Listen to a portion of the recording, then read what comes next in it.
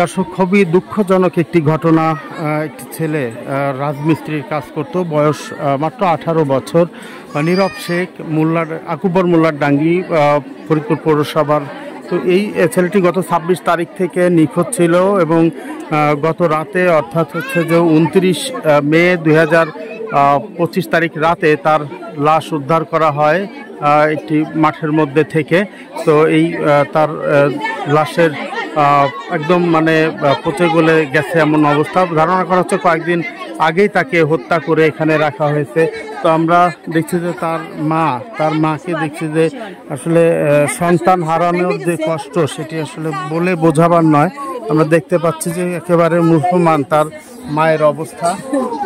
তারা যেটি বলছে যে ছেলেটি অনেক ভালো ছিল এবং এই ছেলেটি কারোর সাথে কখনো ঝগড়া করছে, বিবাদ করছে এমন কোনো রেকর্ড নাই, তারা সেটি বলছে। আসলে কি বলছেন বলেন তো? এখন তো রেকর্ড নাই, ওরা তো নিয়ে মাইরে ফেলাইলো। আমরা তো 4 দিন ধরে নিখোঁজ, পাই না। তারপরে কিনা বলে দেখছে, পাও দেখছে একটু, পাও দেখে সে ধরা পড়ছে। এই যে কালকে সন্ধ্যার সময় তার খোঁজ হয়েছে, আর 4 দিন ধরে খোঁজ নাই। কোথায় মোবাইল করতেছে, কোথাও পাই না। এটা কি মানে তাকে মেরে ওখানে পুঁতে রাখা হয়েছে বা ঢেকে রাখা হয়েছে? কিভাবে পাতা পোতা দিয়ে ঢেকে রাখছে? তো এই ঘটনা কি বিচার হওয়া দরকার?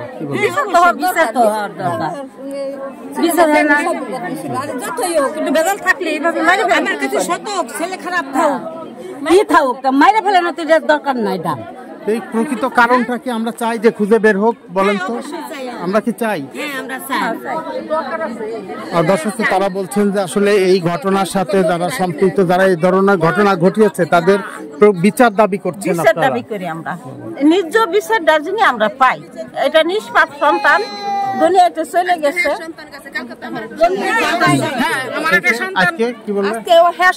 কালকে আমার সন্তান এইভাবে একজন নিয়ে যাবি না, বন্ধু বান্ধব, এটা তো সিকিউরিটি নাই। এই জন্য বিচারের দরকার আছে। মনে করবে যেরকম আমরা করতে পারবো ভবিষ্যতে, ওদের রাইট আরো এই সব ঘটনার বিচার না হলে আগামীতে এরকম ঘটনা ঘটবে আগামীতে। বলেন, শাসন থাকবে না, মার্ডার হয়ে যাক, তাকে কি করেন? আর এই কারণে সরকার ছাড় দেয়, তাহলে এরকম ছাড় বহু লোক পাই যাবে। আমাদের দেশে এই ধরনের কোনো খুন খারাপ ছিল না, কোনো শাসন নাই। তার মানে কি এইখানে এরকম কিছু মানুষ আছে যারা এই ধরনের অকারেন্স করে এই এলাকায়? দর্শক, এখানকার মানুষেরা যেটি বলছেন যে এই ঘটনায় আসলে সুষ্ঠু বিচার হওয়াটা জরুরি। যদি বিচার না হয় তাহলে কিন্তু বারবার করে এমন ঘটনা ঘটবে, এমনিভাবে অনেক মায়ের বুক খালি হবে। দর্শক, আমরা এই ঘটনায় বিস্তর প্রতিবেদন নিয়ে আসব খুব শীঘ্রই। চোখ রাখবেন নিশ্চয়ই। সেই তথ্য জানিয়ে এই মুহূর্তে বিদায় নিচ্ছি আমি, MI টিটো।